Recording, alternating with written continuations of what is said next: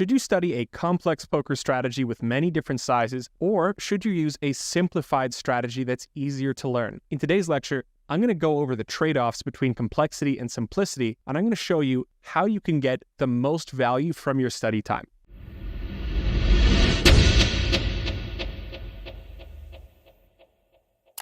In today's video, I'm going to cover the trade-offs between a complex and a simplified strategy. We'll also go over custom solving best practices, and I'm going to show you how to use GTO Wizard to build a simplified strategy. Then I'm going to show you a way you can prioritize spots so we can figure out what are the most valuable spots you should be practicing for your current stage in your poker development. And finally, we'll look at how you can practice against your own custom-built solutions. Did you know that more than 95% of GTO Wizard nodes have never been observed by the human eye? That's wild to think about. In fact, the vast majority of the GTO Wizard library has never been viewed, not once. And the reason is that if you look at any typical GTO solution from flop to river, there can be tens of millions of decision points. Tens of millions, considering all of the different possible runouts and bet sizes and lines that can occur. And so it goes to show that as a human thinking about poker, you really don't need the world's most complex strategy in order to develop strong poker skills. As a human, you're not trying to memorize, you're trying to learn heuristics. So how do we navigate the tightrope between complexity and simplicity? Well, let's start by examining the trade-offs. A simplified strategy is easier to implement. It's less noisy because it's easier to solve, easier to study because you're using fewer bet sizes, and it less accurately represents the game space. This is the main trade-off. If you give a solver one bet size, for example, it may exploit the limitations of your betting tree. So that can make it less robust. If a solver wasn't expecting to see, for example, an overbet or some pot-sized raise in some spot, the strategy it outputs isn't necessarily going to be good when you map it to the actual real game. However, complex strategies also have some problems, so they're harder to implement, right? Good luck implementing a 4-sizing split on any flop, that's crazy. It's a lot more noisy, harder to study, but it does more accurately represent the game space. And it's more robust. That is to say, it is less exploitable to bet sizes and raise sizes outside of its abstraction. Now, each of these have some use case. Complex strategies are great for examining, for example, bet sizing theory or seeing how you should defend against uncommon lines. And simplified strategies, in my opinion, are better for practicing against, better for trying to find something really implementable. But ideally, we want the best of both worlds. And that's why we invented dynamic solving. So dynamic solving is our algorithm that automatically simplifies and optimizes bet sizes at every decision point. It's easier to study, it finds optimal bet sizes, it's easier to solve, and it's robust, meaning it's less exploitable than a simple strategy. When you use dynamic sizing, you're not telling the solver to choose one size in every spot, you're telling it to choose the optimal bet size in every spot, according to the ranges, the stack, the pot, and the specific cards on the board that you're currently looking at. So the natural follow-up to this question is, what happens when you simplify your strategy to one size? How does the GTO strategy change as compared to something more complex that's using many sizes? And what you'll find if you play around with this tool is that the solution will often bet more than usual when you lower the average bet size, and it's going to bet less often when you increase the average bet size. We'll also typically see that when you're putting many different hands into the same bet size, you have less of an opportunity to polarize, and therefore the defender typically calls just a little bit wider. However, the total amount of money going into the pot is often very similar, and moreover, the expected value is almost identical. So people think that there's a huge EV loss from simplifying your strategy. The truth is not really. It's very, very minute. The real benefits to a more complex strategy are things like you can study bet sizing theory and perhaps your line makes a bit more sense for your hand class. But as far as the expected value of complications go, you would be amazed how small they are. So the easiest way for me to show you this is to simply dive into some GTO Wizard examples. I'm going to show you how to set this up, and we'll compare one spot. For my first example, I've selected a cutoff versus big blind single raise pot on 10-9-5 two-tone. Action checks to the aggressor, and here you can see they're using many different sizes. Now, if you want to follow along, I'm using these NL500 general solutions. These are highly accurate solutions, and they're solved with many different sizes, so they're quite robust and a little complex. And we'll see here that the solver in this spot wants to split all different sizes. It likes some overbetting, it likes the 75%, it likes the half pot. even a little bit of 33%. The solver has no qualms splitting 4 different sizes. Now you may be wondering, why on earth would the solver want to choose 4 different bet sizes? Well, you have to keep in mind that a GTO solver doesn't care about your feelings, and it doesn't care how complicated the strategy is. The only thing it cares about is maximizing expected value at all costs, right? And if it's going to take 4 sizes to do that, then that's what it's going to choose. Even if a one-sizing strategy is, only loses like 0.1%, it doesn't care. It's going to use the more complex strategy. So I'm going to show you how we can simplify this down to 1 size, and then we're going to compare how much EV that loses and how the opponent's response and how our strategy changes. So I'm going to go build a new solution that only uses one of these sizes. Hit the Solution selector in the top left corner, and then select the Custom Solutions tab. From here, we're going to build our own brand new solution. So the first thing we're going to do here is figure out the ranges, pot size, and stack size. And instead of filling all of this out manually, I'm just going to import it. So I'll hit this little pre-fill button. I'm going to select Cutoff versus Big Blind Single Raise Pot. Okay, and we can see that this has populated both the player's ranges, stack, and pot size. Next, we're going to build the betting tree. Now, if you don't want to do this, you can just hit automatic. That's fine. I'm going to model it so that it's using the same sizes that we had in the general solution. So we had a 33% bet, we had a half pot bet, we had a 75 and a 125, and the raise sizes are always half pot, full pot, and all in. 1E is just a geometric sizing. That just means get it in over 1 bet, or in this case, shoving. I could customize it further, but this is enough to make a simple example. So we'll go ahead and create this new solution, and we will select 10, 9, 5, two-tone. Same situation, same ranges, same boards. The only difference now is that the solver has automatically simplified my strategy to use 1 bet size. So the first thing to note is that I didn't tell it to choose 75%.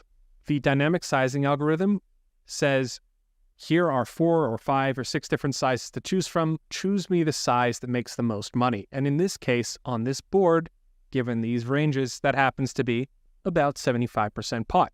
However, if we go ahead and change this board, so 987, it's going to prefer a different bet size. So here, it actually prefers the half pot size on 987. What if we pick something dry? For example, King 5-5. Well, now it's probably going to down bet. I expect it'll use a small bet size here, and indeed it does. Now it wants to bet small, 33%. Okay, well, what if we give it something like Ace King 6 Rainbow? Well, now it's probably going to overbet because this is a very good board to overbet, and indeed it does. So depending on what parameters it's receiving, it will change and optimize the bet size automatically, simplifying between whatever sizes you've told it to choose from. Okay, so now that we understand the dynamic solving algorithm, let's go back to my original solve here. So what would happen if we were to change this bet size? What if we simplify to something else instead? For example, perhaps you prefer a smaller bet on this board. What you're going to notice is that it's going to bet more often, and this should be kind of obvious to the more advanced players, but here I've told it to bet third pot, and we'll give it a second, and you can see that the bet sizing increases. We're almost betting 2/3 of the time now. And this is because we're putting in less money into the pot with this third pot bet, and therefore it wants to bet more frequently. And conversely, we could do the opposite test. What happens if we pump this up to like a pot-sized bet? We're going to see that now it's betting less often, okay? And so the amount you can bet is closely tied to what's called a betting volume, which basically indicates the total average EV of money you're putting into the pot. So if you want to bet larger, you have to bet less frequently. If you want to bet smaller, you have to bet more frequently, and so on and so forth. Now that said, some boards are going to have more efficient sizings than others.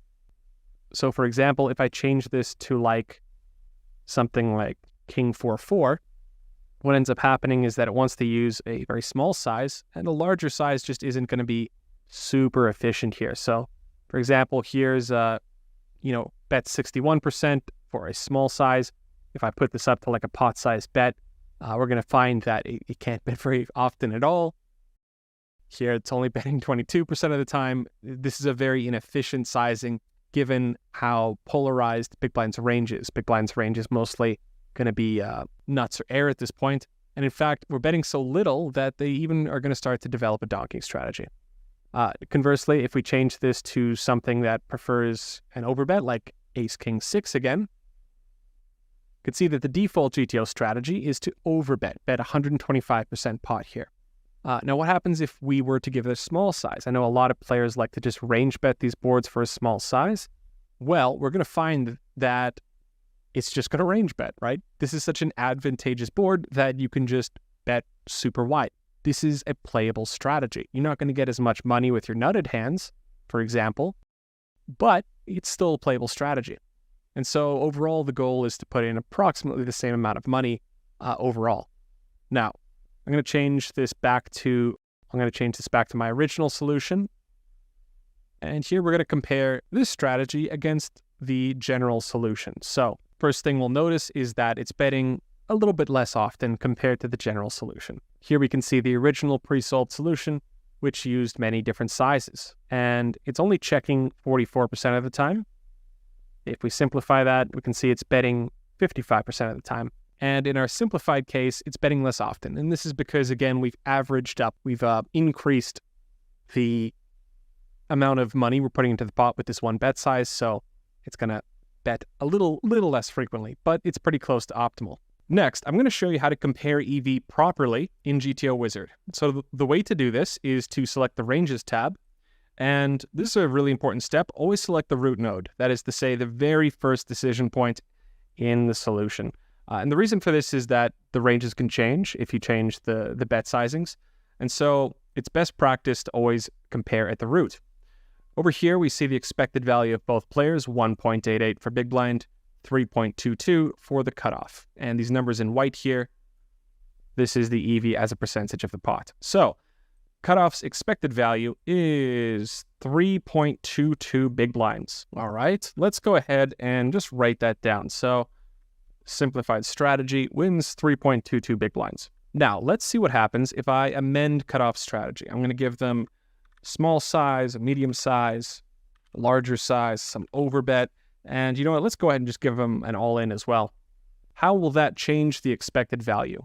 Now, I could compare it to the general solutions, but keep in mind that these GTO Wizard AI solutions, for now, don't have any rake, so I'm using this to get a fair comparison. And what you'll notice, if we go back to the root node, is that the expected value doesn't really change at all. It's still 3.22 big blinds. So more complex strategy, 3.22. The EV change is basically non-existent on this particular flop. Now, some spots, it's definitely going to change. So for example, if I give them an inappropriate bet size, so let's say third pot here, it's not a great sizing for this board, we're going to see that the EV at the root node will definitely decrease. Okay, so instead of 3.22, now it's 3.2. So we lost 0.2 big blinds. Again, it just doesn't feel like we've lost much at all, right? It's less than 1% loss. But you really need to put this into perspective, guys, because EV on the flop, even if you give it the worst possible betting tree, which is no betting tree, so I'm just going to force it to check back everything. And you'll see here, like, it's not allowed to bet. We'll notice that the EV, oh, what's this? What's this? The EV's gone up? No. Again, this is why you compare at the root node, because big blind, now that they know cutoff won't bet, has a donking strategy. And so if you want to compare fairly, you have to compare at the root node. So cutoff's EV has become 3.04 in this case. This is our lower bound. The worst possible betting strategy we could give it wins 3.04. And so realistically, typically speaking, if you give your solver a really bad tree, the expected value as a percentage of the pot will just approach the equity.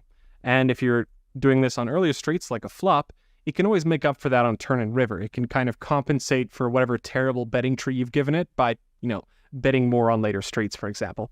Now, that said, we can see here that EV loss of complex versus simple strategies, really, there's not a big difference, guys. And anyone who's telling you, you need to play a more complex strategy to win more money, I don't really buy that anymore, to be honest. I just don't think that there's going to be a huge EV difference. One caveat I should warn you guys about is that GTO Wizard AI uses neural networks to estimate the expected value. So this is not going to be accurate to 0.00001% accuracy, whatever, right? You have to always consider that there's some margin of error in here. Typically about 0.2, 0.3% of the pot is going to be the margin of error. Now, with all that said, let's talk a little more about complex strategies. A lot of people, they think that, it's one or the other. It has to be either super simple, super complex. But realistically, there's quite a lot of room to adjust. And those complex strategies still have their place because they could take your opponent out of their game tree. And in chess, you might call this a gambit. In poker, we often see pros like Stefan doing this, for example. And it reminds me of a famous chess player, Mikhail Tal, who said, sometimes you have to take your opponent into a deep, dark forest where 1 + 1 = 3, and the path out is only wide enough for one. His quote being that sometimes you got to take your opponent off their game in order to win. Anyway, that's enough chess theory for now. Let's get back to poker.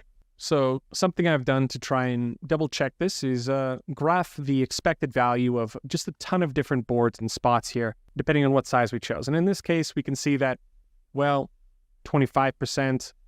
42%, 71%, 100, 125. We can see that the expected value change, that is to say the difference compared to having no bet size, maxes out around this 70% mark, right? And on some boards, that's what happens. On other boards, you're going to see it's a little more flat. So you'll see like many different sizes are fine. On some boards, we get more of a hump where one size is best, depending on how many different playable strategies there are. But overall, the EV difference is not huge, right? It's this one scales between 0 and 3.6% between the worst and the best size. So simply put, simplifying doesn't lose a whole lot of EV on the flop anyway, because it can course correct later streets. So a concept I've referenced throughout this video is what's called betting volume. And this is just a fancy way for saying how much money you're putting into the pot right now.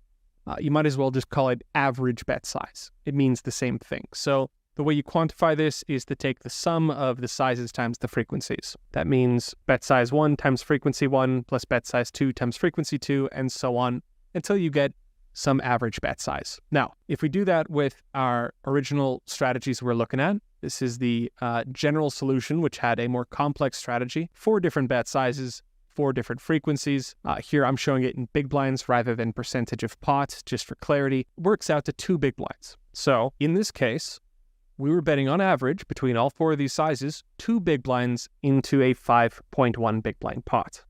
Okay?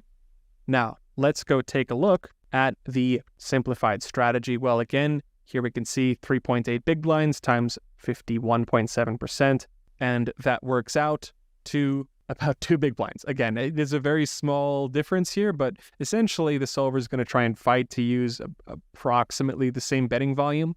In a lot of cases, not always, but in a lot of cases, if you bet bigger, it's going to bet less frequently. If you bet smaller, it's going to bet more often, depending on the efficiency of the bet size. So generally speaking, even when you simplify, it's still going to be putting in the same amount of money overall, as long as you're using some reasonable sizes.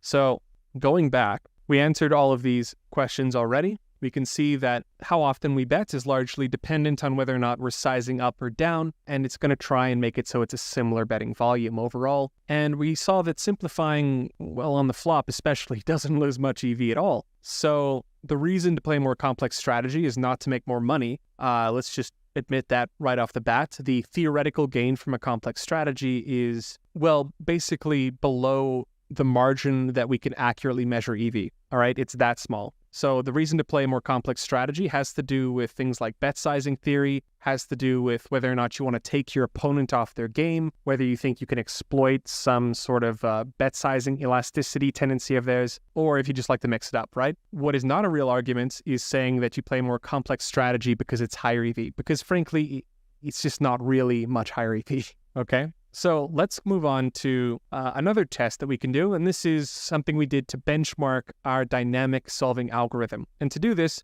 we tested 500 heads-up river spots to find out. Why river spots? Well, because on the river, you can't course correct later streets, and the solver will lose the maximum amount of money. So we wanted to deliver the most pain possible to our simplifications.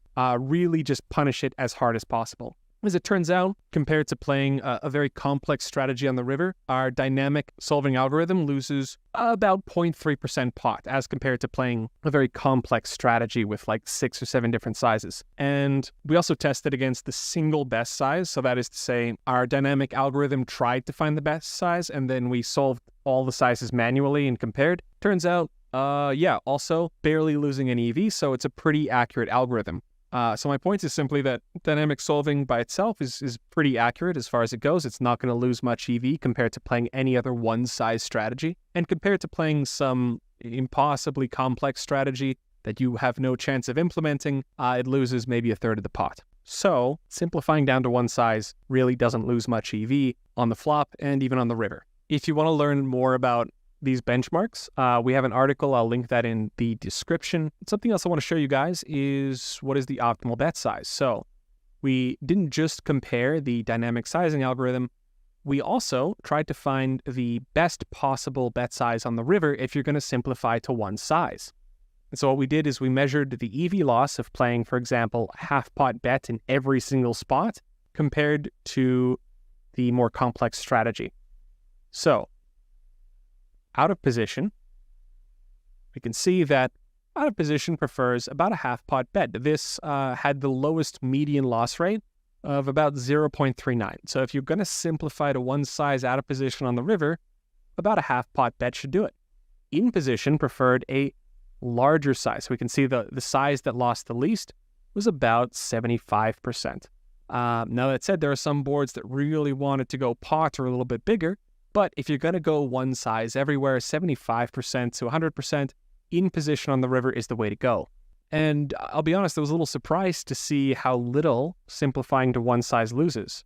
And we can see dynamic, of course, had the best performance because it's going to use a smaller bet when appropriate and a larger bet when appropriate. But hey, if you really want to simplify, here's the numbers for you. So you can have a look at this, play around with this graph, and let me know what you guys think. Let's talk about custom solving best practices. So I've shown you how to experiment with it a bit, but the very first thing you should do if you're new to this is read the guides. We have built an extensive database of guides that teach you everything there is to know about custom solving. We've got these videos, we've got this overview page, we've got this article that'll walk you through how to build custom solutions, all right? So you can see how to get started, building the betting tree, saving, loading, organizing. Everything you need to know is in these guides. You want to learn how to train against your solutions, how to practice against them?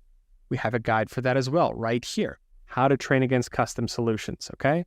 It's actually pretty straightforward. If you have just some common questions and you want to try and find a quick answer, well, we've got that here as well. So the very first thing to do is to read the guides and master the tools. That way you can get the most value from your subscription. The next thing to do when you're building a betting tree is to space your bet sizes far apart. Realistically, a solver is going to have a very hard time distinguishing between the trade-offs of a 55% and a 67% pot size bet. You really need to space those bet sizes further apart. Don't try and use like a million sizes and clump them close together. It's not a good idea. What I typically suggest is to have 3 sizes, your small, medium, and big bet. But you should also pay attention to the stack to pot ratio. For example, if you're studying a 4-bet pot where there's only like an SPR of 2, you're not going to need an overbet, right? Maybe your biggest size would be like, maybe use like 20%, 50% all in. That's plenty good enough for like a 4-bet pot. But in a single race pot, for example, you might want to spread it out a bit more, 33, 75, 125, spread your bet sizes out a little bit. And that brings me to my next point, which is to reuse the betting trees, okay? You don't need to remake the betting tree each and every time. If you've gone and customized sizes for your specific spot, you can reuse those. And let me show you how. So I'm back at my custom solution here. I'll hit edit here. And here we can see that we've built this specific bet sizing scheme. This one's not overly complicated, but what we can do is just save it. And we'll call this my betting tree, okay? We can save this as a new betting tree, and we can also go and load old ones. So here we see I have all of these different betting tree schemes, and I can go and reuse these for different spots. Something else I can do is I can choose to only load the bet sizes, right? So for example, here's my more simplified one that I use for practicing against the solution. This is same ranges, same stack, same pot, but Now I'm using my preloaded betting tree, which has 3 bet sizes and is pretty easy to play. Next, you'll want to make sure that if you're doing any sort of EV comparisons, always compare at the root node of the solution rather than the current node. And that's because players can change their strategies on earlier streets if you give them different sizes or node lock something. So you want to be careful to compare at the root node. And finally, just experiment, right? Some people, they don't want to experiment. They just want to learn and study and memorize. Me personally, I love making graphs and trying different things and giving it wacky sizes and trying to break it. I love experimenting with the solver because I can learn new ideas from changing the parameters and studying those underlying cause-effect principles. So don't be afraid to mess around with it and try something new. If you've made it this far, congratulations, you're about to get the little pot of gold that I left at the end. So one of the most common questions we get at GTO Wizard is, how do I prioritize spots? What do I know what to study next, and how do I quantify this? That's what we're going to cover now. So a spot in poker is like button versus big blind single raise pot, cutoff versus small blind 3-bet pot. It's a configuration. And so what we want to know is what configurations are the most important, as in how much do they contribute to your win rate? How do we quantify this? And how do we figure out what we should practice next?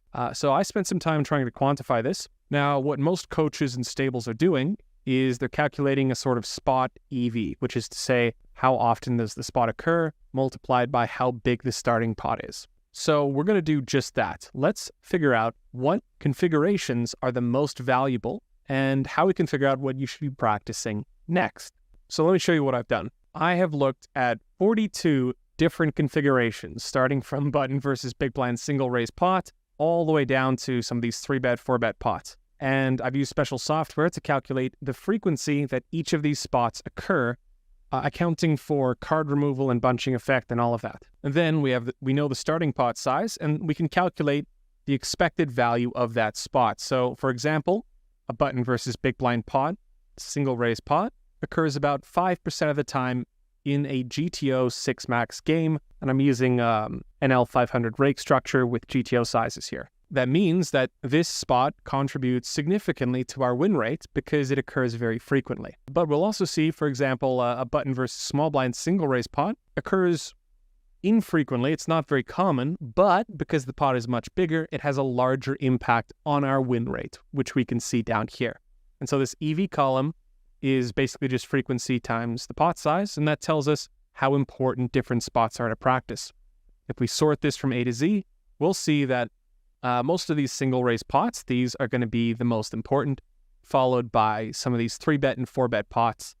And if you're new to poker, what I'd recommend is just take, for example, like the top 5 or 10 spots here, and just practice these first, because these are going to have the most significant impact on your win rate. Now, that said, I clearly admit that for different formats, for example, if you're like a full ring live player, I kind of doubt that blind versus blind is the most common spot in a live cash game. Probably people are opening too wide, so you get more of this stuff, under the gun versus big blind kind of stuff. Or maybe you get more cold call spots like this. Regardless, it gives us a nice starting place to figure out what the most important spots are. Now, I wanted to improve on the current methods that people are using. So something else I did was to calculate the average pot size, right? On a button versus big blind single raise pot, we start at 5.5 big blinds on the flop, but chances are people are going to bet and put more money in. And so I also calculated how big the average pot is going to be in GTO, and you can change the EV calculation here. So average pot size, and this reorders the EVs a little bit, but we still see very similar trends overall. And here we can see, again, which spots are going to be more important to us.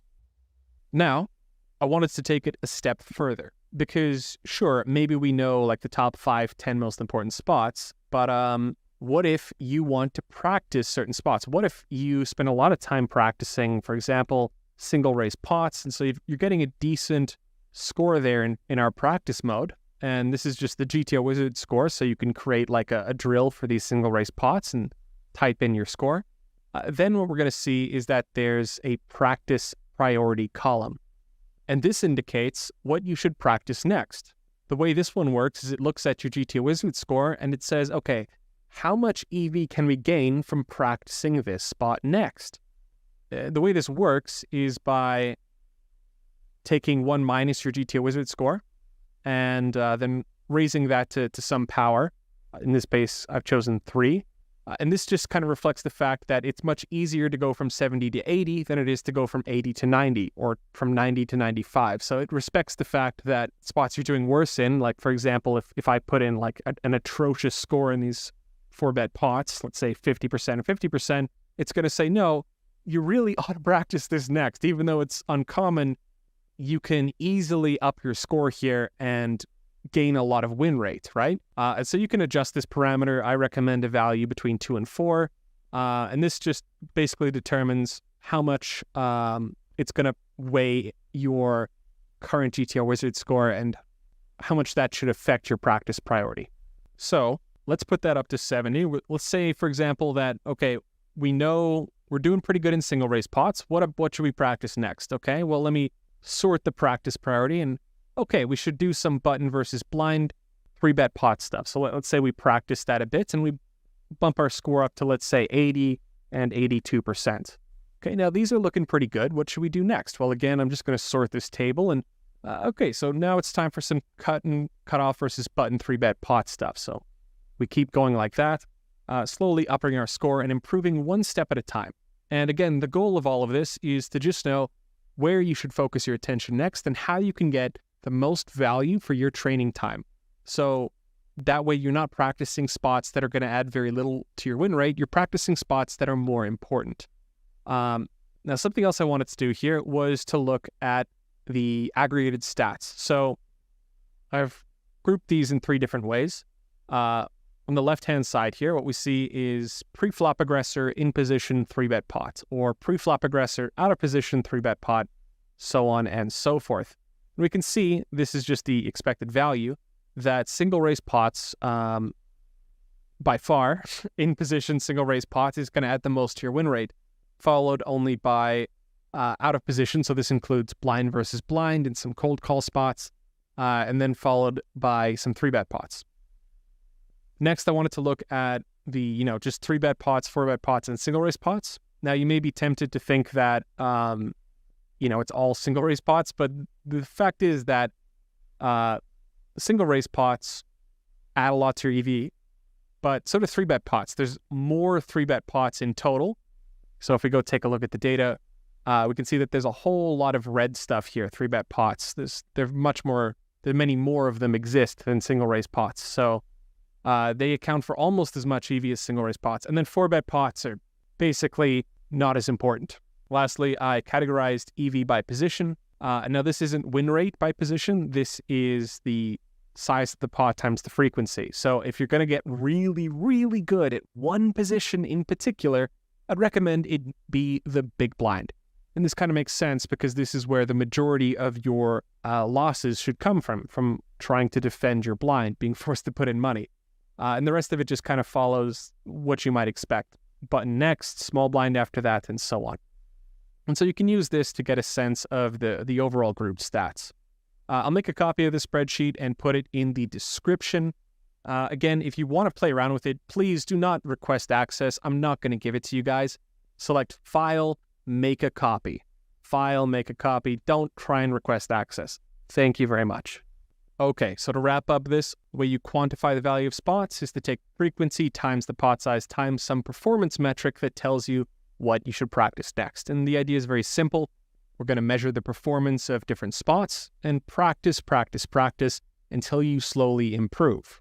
So the very final part of this lecture is showing you how to practice against custom solutions. Now, we just put out a video about this, so I'll keep it brief. So you want to get started training next. Now, if you just have a starter or premium subscription, this spot importance method will still work just fine for you. What you need to do is open up your drills page and go and make different drills for different spots. So we have some pre-made drills here you can try if you don't want to set it up yourself.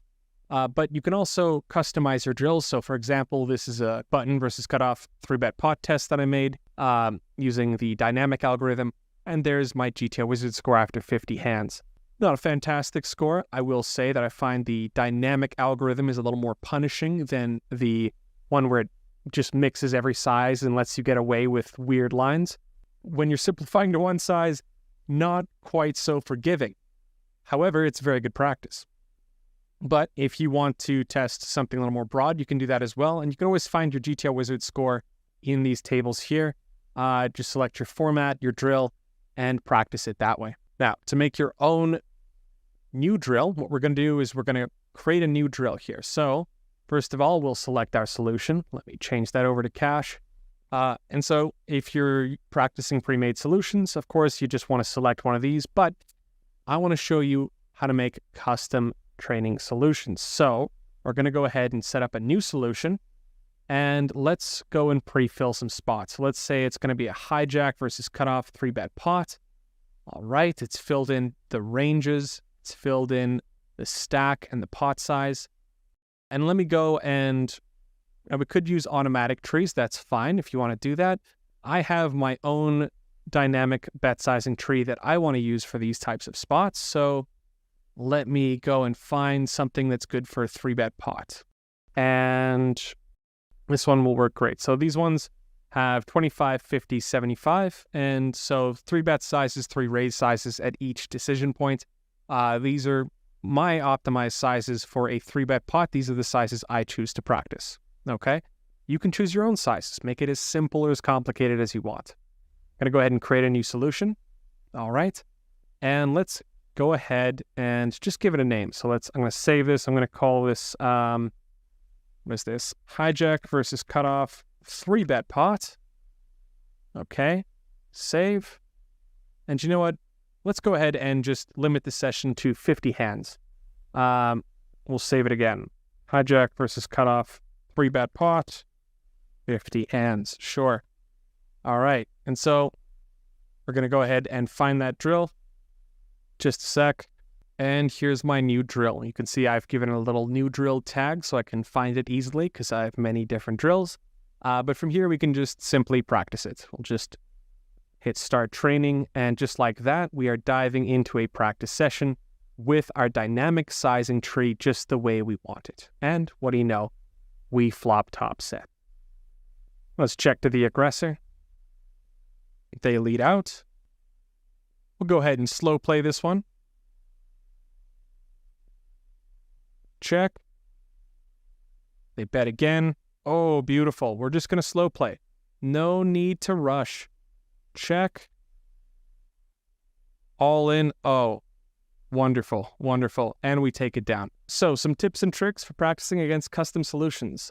First of all, see our guide. Again, if you have a lead, try using dynamic. It's a totally different experience when it simplifies down to 1 bet size. It doesn't quite let you get away with as much nonsense, so you're kind of forced to learn like good lines. Save spots in advance, so like I like to make different drills for different spots.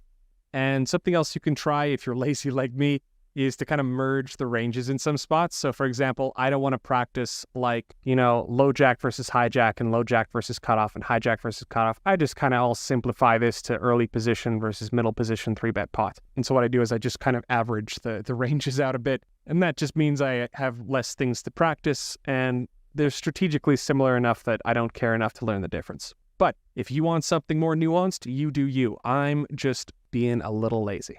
Okay, guys, that's my lecture. Now, if you have any questions, leave them down as a comment below or reach out to our Discord server. We're always happy to talk theory there. That's my video, guys. I hope you enjoyed it. I hope you got something out of it. Thanks for watching. And as always, happy grinding.